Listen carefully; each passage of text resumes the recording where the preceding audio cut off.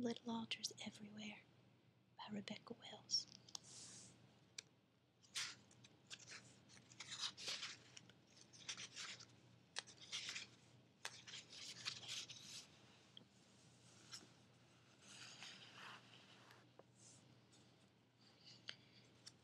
In my dream, I'm 5 years old again, and it's a summer night at our camp at Spring Creek.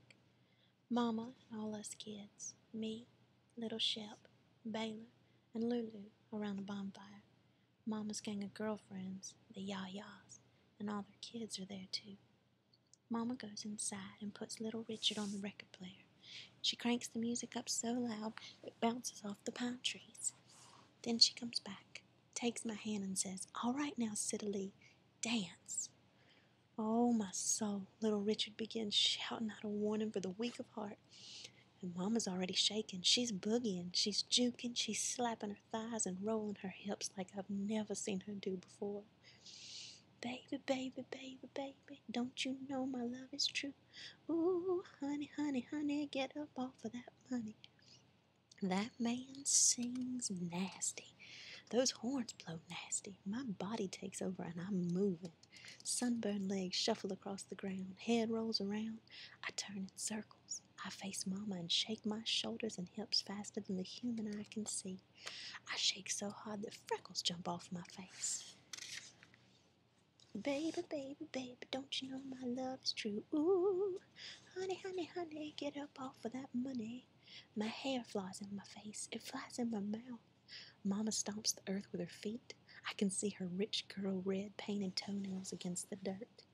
I laugh, I spin, I almost stumble over the other kids. But when I do, they help me back up and I keep on dancing. Richard, little Richard, he's shining like a shooting star. He's the hottest thing in the Louisiana night sky. He hollers right up into my 4-foot frame. He wails and horns blow. Oh, those horns blow. Love, love, love, oh my soul. Arms and legs have new lives all their own. Every single part of me dances, and that 45 RPM record plays over and over and over. And we're singing with little Richard now. We're blowing saxophones. And if Daddy drives up in his pickup, you know he'd yell at us. White women dancing like that, you know he would. But Daddy doesn't drive up, and me and Mama go on dancing, and all the yah-yahs and the rest of the kids are yelling and clapping for us. Oh, they yell and clap and hoot and holler, and I know you can't tell me different. Something secret, something sweet, something strong is shooting up from the earth straight into my body, making my limbs quiver, making me crazy dance all over the place, right there in my orange and white sunsuit. When I wake up from my dream, I'm laughing, and my face is streaked with tears. My body feels relaxed, loose, good, and for a minute I swear I feel Mama in the room. Feel her Jergens lotioned hands touching mine, the way they used to when I was little, and she'd say, "Come here, darling, I've rubbed on way too much. Let me give you some moisturizer." I roll over in bed, and I'm 33 years older than in my dream, and I still want to hold Mama's hands. I'm crying, and I'm laughing, and I still want my mother to come to me and take me in her arms.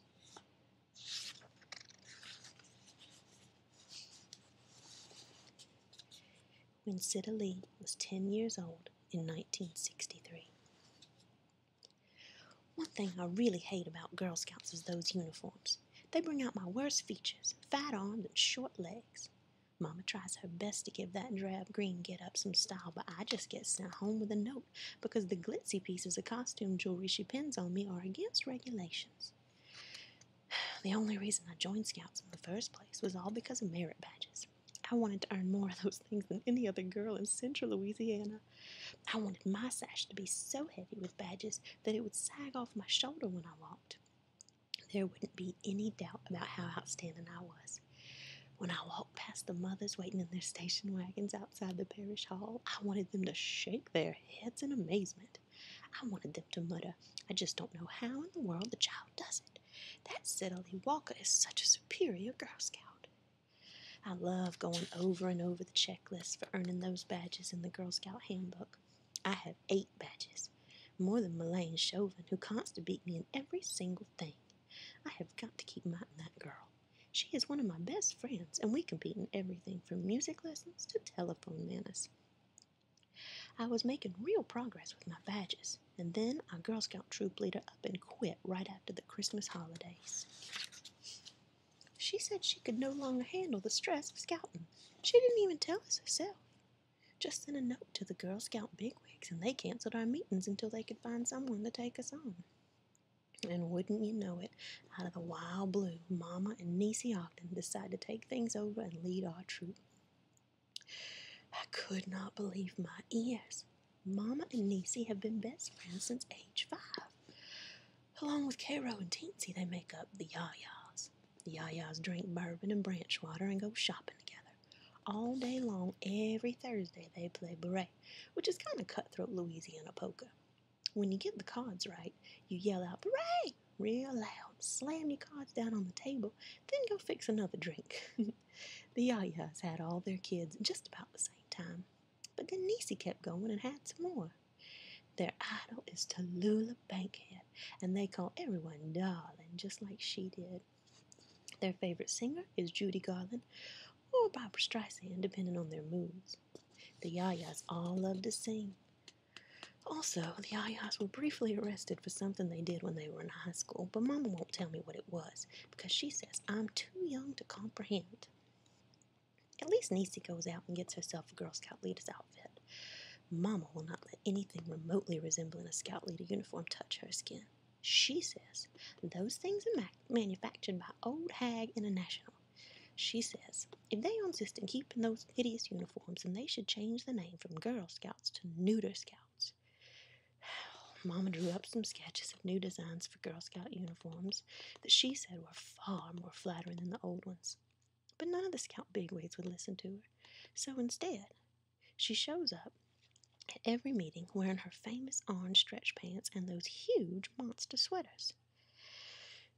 The first official act of Mama and Niecy's reign is to completely scrap merit badges, because Mama says they make us look like military midgets.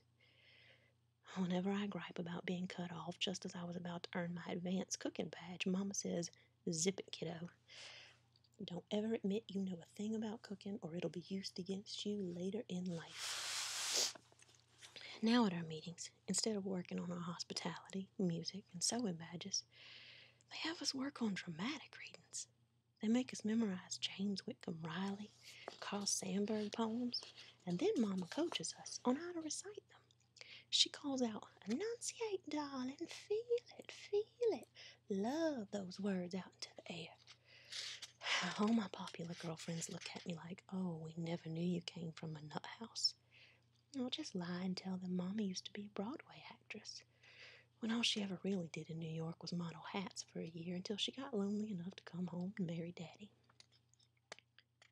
Our annual Scout camp out always comes up just after Easter. I just dread it. I'm in the middle of reading a truly inspiring book called Judy's Journey. It's all about this girl who's exactly my age. She had her whole family are migrant workers. They have to travel from place to place, living hand to mouth. Judy works in the fields and never complains, and she is brave and a hard worker and very popular with all the other migrant kids. Her father plays the harmonica, and her mother is so kind and quiet. I fantasize around 50 times a day about being her instead of me. Oh, I would just kill to stay in my room and finish that book instead of going on a stupid camp out. But you've got to do these things whether you want to or not. Otherwise, any chance you have at popularity can go straight down the drain and you will never get it back. You have to start early if you plan to be popular. Mama was extremely popular when she was growing up. She was elected most well-liked. She was head cheerleader, captain of the girls' tennis team, and assistant editor of the yearbook. Everyone in Thornton High knew who she was. Even though it sometimes wore her out, she said hi to every single soul she passed in the hall. It was a lot of work, but that's how her reputation was built. Mama understands the gospel of popularity, and she is passing it on to me, so I won't be out on the fringes. We head out to Camp Mary Alice real early on a Saturday morning. It's 20 or so miles from Thornton in the deep piney woods. They named the camp for this very famous Louisiana Girl Scout who gave up her entire life for scouting. There's a main lodge built of logs with a huge fireplace at one end, long tables set up in the middle, and a big kitchen at the other end. Not far away, at the edge of the woods, there's a screened-in cabin filled with bunk beds where you sleep. Right off the bat, Niecy backs her country squire station wagon into the flagpole and bends it in half. I'm inside the cabin unfurling my bedroll when I hear this big uproar. I bolt out the door, and wouldn't you know it, there is the Girl Scout flag flapping in the breeze a couple of inches above the ground. The Louisiana state flag, with the mama pelican feeding her babies, is right next to it, and the American flag is right next to that. Mama is laying on the ground, kicking her feet up and down, just howling with laughter. Tootie, she yells, quit it, I'm TTing all over myself. Tootie is Niecy's Yah-Yah nickname. And all the scouts flutter around me squealing, Sitter, why is your mother calling Miss Ogden Tootie? Why is your mother wetting her pants?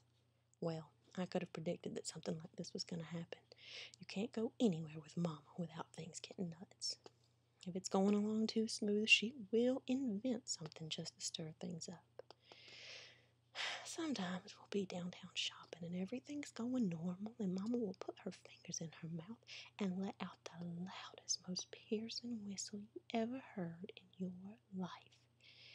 Then everyone gets startled and drops what they're doing and looks around to see where the noise came from. And Mama, she'll just bend over and pretend to be looking at a pair of shoes. Then she'll lift her head and look around, acting like she's just as puzzled as everyone else. But later, once she gets us in the car, she'll laugh her head off, saying, "Did y'all see how I shook up those old fuddy-duddies?" And that is only one of her tricks. Niecy sits in the car, hooting her head off, too. And finally, Mama pulls herself up off the ground and goes over to Niecy, walking like Red Skelton. She says, "Good going, darling, done like a true Yah-Yah." Niecy says, "Really? When in the hell did they put a flagpole there?" And they both crack up again, and Mama lights them each a cigarette. I stand off to the side behind one of the big lolly pines, hoping Mama can't spot me, but she yells out, "Sitta, darling, go get me my file out of my purse. I think I've broken a fingernail." Great, I think. Just great. This is going to be a perfect camp out with my perfect mother, who I wish would shrivel up and blow away. Then I say a quick prayer so I won't burn in hell for having such thoughts about my own mother. It can wear you to a nub trying to be a popular person and good Catholic all at the same time. There is no way in the world she can pull this off. It's one thing for her to act half normal in an hour meeting at the parish hall on Wednesday afternoons. Trying to act sane and sober for a whole weekend is a whole different ball of wax. So, what do our great leaders do? They just walk away from that station wagon and that bent flagpole like nothing ever happened and lead us off on the big hike. Now, I just hate hikes because they always get me out of breath. Plus, I would rather simply look at the great outdoors than actually be in it. But I step along as quick as I can to keep up with Melaine and Sissy with their ladybug shirts tucked into their pants. They both got these neat walking sticks that they found, and their hair is done up in dog ears, and everything about them is clip-clip. Well, you gotta understand the social structure of Troop 55. There are 1. The popular girls, Melaine and Sissy, and maybe Mimi Plochet, and me if I do things right on a lucky day. 2. The almost popular girls. They try real hard but never quite make it. For instance, their leader is Rena Litz, whose father is the manager of the very first Kmart in central Louisiana. She dresses in brand new clothes all the time, but they're cheap, cheap, cheap. And she has an accent from Ohio that sounds like she always has a stuffed up nose. 3. The unpopular girls. At least they love each other. And 4. Edith Spivey. Edith Spivey is in a class all by herself. She has kind of a crow face with pimples around her big old honker nose and hair so oily that Melaine says you could wax the floor with her head. Oily hair is the worst thing you can have at Our Lady of Divine Compassion Parochial School. If you have oily hair, you might as well just lie down and die and get it over with. And just to top things off, Edith wears cheap pointy eyeglasses and crinkled up shoes. She looks like an orphan, even though we know she has this fat mother who takes in sewing. In fact, just last Christmas, Edith's mother made her this special holiday dress of green felt that was designed to look exactly like a Christmas tree. Edith wore it to a Catholic youth organization party, and the thing actually had little balls dangling off of it. And every time she bent to pick up the ones that fell off, you could see her underwear. Now, a true Catholic would try to be kind to Edith, but I just can't. It's too dangerous. You could get lumped in with her, and then maybe even become her, and end up living in a trailer the rest of your life watching Dialing for Dollars. Anyway, we're hiking along like little marching rats, and Mama has on her white sun hat and sunglasses, and she's holding the Super 8 like she's shooting a movie in Hollywood. She adores that Super 8 and won't let anyone touch it but her. She films all of us walking through the piney woods and yells out, "Y'all do something! This is a movie camera!" You can smell the sun hitting the needles and see little mushrooms under your feet. If you quit thinking about everybody and everything, it gets real quiet and private. Like swimming underwater with your eyes open. I stop for a minute to feel some bark peeling off a pine like it's the tree's skin, and then I look up and suddenly realize that Edith has almost caught up with me. She says, "Citylene, did you see that monarch butterfly?"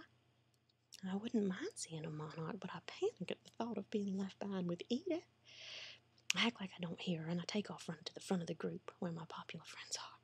The sprint gets me winded, and I have to pretend I'm coughing and pull my asthma inhaler to stop the wheezing. I pray, God, please don't let me get stuck with Edith, and please don't let Melaine see me sucking on this inhaler like Daddy. Then Mama says, "Okay, y'all, we're going to sing now." And she starts up with her old camp songs that only the yayas and their kids know the words to. I wish I could crawl off and hide from her voice and her legs marching like she is the general of the world. She sings, "I go with the garbage man's daughter, slop, slop. She lives down by the swell. She is as sweet as the garbage itself, and her breath is sweeter still, slop, slop." Oh, she just makes me sick. Who does she think she is, Mitch Miller? I signal to Melaine and Sissy that my mother drives me crazy. I've got to let them know that I am not like her. But then, don't you know it, they start trying to sing along with her, stumbling over the words, acting like they've sung it 100 times, when they've never heard it before in their lives. Oh, Mama keeps leading the big sing-along, and we march through the woods like in the bridge on the river choir. Finally, I start singing too, all loud and full-throated. Mom always says, if you can't sing it good, Citylene, at least sing it loud. By the time we stop to cook our food, I'm dizzy from all that hiking and singing. We have to dig out these little pits in the ground and drop hot coals in there, and then plunk our tinfoil packets full of potatoes and vegetables and hamburger meat down in there, and let it all cook together. It takes forever, and you get dirt under your fingernails, and well, I just hate it. Mama acts like she's an Indian princess in the great outdoors, but I notice that she's got her these little packets of peanut butter crackers that she unwraps and eats, and a Coke that she slips out of a knapsack and gulps down. My throat is all dry, and it's too dusty out here. I don't see how my daddy can stand it working in the fields all day long.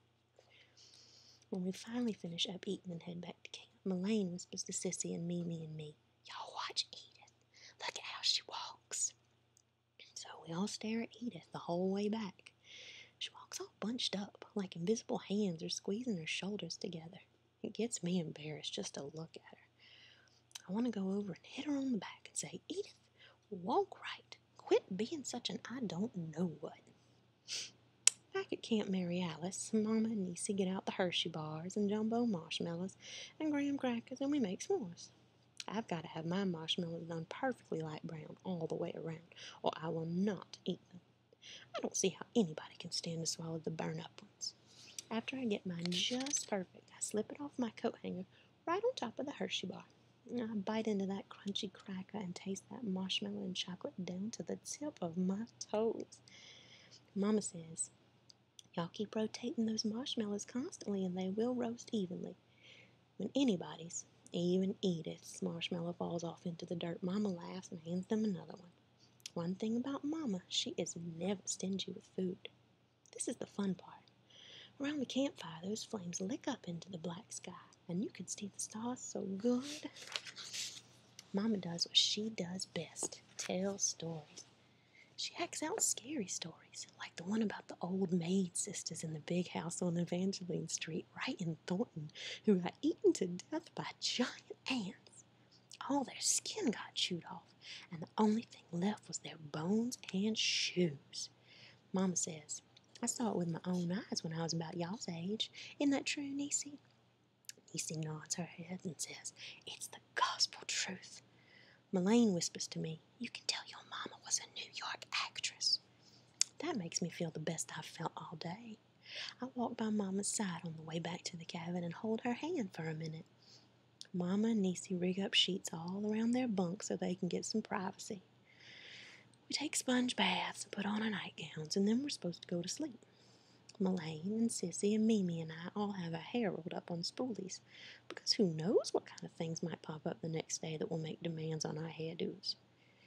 My legs are twitching, they're so tired, but in that cabin, with all the other girls far away from home, and the smell of the pines and the shadows on the screens, well, you couldn't go straight to sleep for $1,000,000. All the lights are out except a nightlight that Mama has plugged in at our end of the cabin, and a little lamp that lights up Mama and Niecy behind the sheets like they're shadow puppets. Moonlight shines down through the trees, and you can hear the frogs croaking and the 10,000 crickets hopping around our cabin like Mexican jumping beans. I put my head down on the pillow and close my eyes. But then I get that second wind that makes you punchy and giggly and bad. Melaine hits me with her pillow, and I'm up in a flash, wonking her over the head, and then Sissy joins in, and Mimi, and we're whacking each other and laughing and screaming and jumping on the beds. I start tickling Sissy, which always gets her going, and she's yelling, stop, please, really, please, stop, just like I do when my brother Little Shep or Daddy tickles me. Cigarette smoke drifts up out of Mama and Niecy's cubbyhole, and you can barely hear a Texas late-night station playing Fats Domino on Mama's transistor radio. Mimi says, I know a nasty joke. Y'all want to hear? Her joke is all about this man who gets his thing stuck in a hole in the floor, and I laugh and laugh even though I don't think it's at all funny. I have seen both of my brother's things, and they look like turkey necks to me. Like, if you're not careful, they could get slammed in the door and fall right off on the floor. It's one of the reasons I'm glad I'm a girl, with everything tucked up inside where things can't get at it so easy. The almost popular girls are playing Go Fish with Girl Scout playing cards. The unpopular girls are reading their own individual books, which for a minute makes me wish I was one of them so I could lay up and finish Judy's journal. Edith just sits on her bed with her hands in her lap and stares at me. I cannot believe it. She is wearing a housecoat and slippers like a little old lady, and an actual hairnet like a cafeteria server. Why is she looking at me? I am not the ringleader over here in the popular group. I am barely here myself. I wish she would turn her beady eyes away and stare at someone else. Melaine and Mimi are playing cat's cradle, and me and Sissy start pretending we're Getcha in the dorm at college. Then, do you know what happens? Edith gets up and walks right over to us on Melaine's bed and just stands there. I can see the way her veins are all purple on her hands. Her face is all red in spots like she has been picking at it. Why doesn't she say anything? She just stands there looking at me like she's waiting for something. Finally, I say, Edith, what do you want? I think, oh God, what if she asks to sit on the bed and play with us? But she says, it is time to go to sleep now. It's way past our curfew. Y'all are breaking the Girl Scouts of America rules. Well, that just cracks us all up, and Melaine says, hey, Edith, why don't you go on back to your bed and pick your zits? And Mimi says, yeah, but don't aim in our direction. Edith looks at me like I'm responsible for the whole world. Then she turns and pads back to her bed and keeps on staring at me. If she doesn't quit doing that, I am either going to lose my mind or have to get up and clobber her. We start singing 99 Bottles of Beer on the Wall, which is an extremely stupid song, but that's how it is when you're in a group.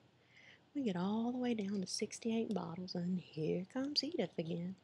And she puts it all to me again, like I am the ambassador to the popular girls, which I definitely am not. She says, Citily, I'm giving y'all one more chance. If y'all don't go to sleep right now, I'm going to tell your mother. Oh, why can't she leave me alone? Edith Speedy has been tailing me around since first grade. Just because one single time I smiled at her at the water fountain, she has tried to leech onto me for life. Does she think she is my shadow or something? Does she think we are blood sisters for life? I would like to reach out and touch the cuff of that awful bathrobe and tell her, just relax, Edie, everything's okay. To show her she's not really as cutified as we treat her. But Mullane and Sissy and Mimi are watching me, waiting to see what I'll do. I know they'll banish me forever if I'm nice to Edith.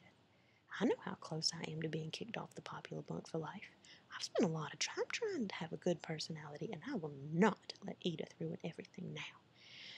Hey, Edith, I finally say, why don't you go on back to your bunk and eat your boogers for a midnight snack like you always do at home? Well, that comment really sends my friends, and I'm in a big hit. But then I see Edith's face.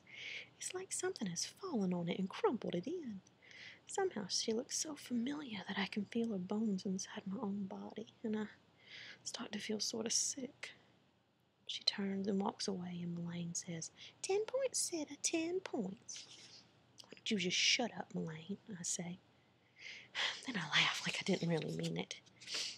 Edith walks the full length of the cabin to Mama and Niecy's cubbyhole. She isn't kidding. She's going to tell on us. If she tells Mama what I said to her, Mama will jerk my arm out of its socket right on the spot. One thing Mama will not stand for is deliberate cruelty. Deliberate cruelty is the reason I get belt whipped last Thanksgiving and couldn't go to dance class for 2 weeks because of the marks on my legs. I tiptoe to the edge of the cubbyhole. My bare feet are against the plank floors. I can feel goosebumps on my arms. I pull back one of the sheets just a hair so I can see inside. They're up on the top bunk smoking. Mama is polishing her toenails. I can see the name on the bottle, Rich Girl Red. Edith is looking up at my mother. She says, Miss Walker, the 9 o'clock curfew is a National Girl Scout rule. It's almost 12 o'clock midnight now. Y'all should make them go to sleep and turn out your light, too. The blue thermos with Mama's vodka and grapefruit juice sits on the bedspread between her and Niecy. I can smell that nail polish in the clean, cool air of the woods. The minute Mama opens her mouth, I realize she's had at least 4 drinks.